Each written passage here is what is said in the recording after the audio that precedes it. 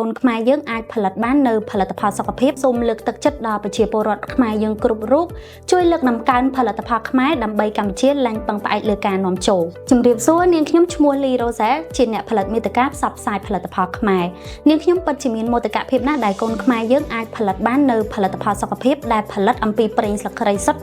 100% ស្ថិតនៅក្នុងស្ថានភាពបែបនេះនាងខ្ញុំសូមលើកទឹកចិត្តដល់ប្រជាពលរដ្ឋខ្មែរយើងគ្រប់រូបជួយលើកដំកើងផលិតផលខ្មែរដើម្បីកម្ពុជាឡើងពឹងផ្អែកលើការនាំចូល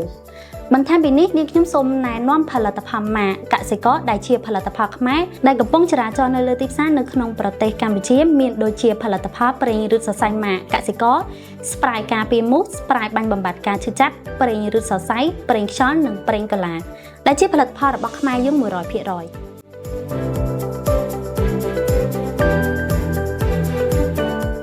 សម្រាប់ភ្នំពេញវិញអាចរកទិញផលិតផលម៉ាកកសិករបាននៅឱសថស្ថានច័ន្ទពេញវង1និងឱសថស្ថានច័ន្ទពេញវង2ដែលមានទីតាំងដូចខាងក្រោម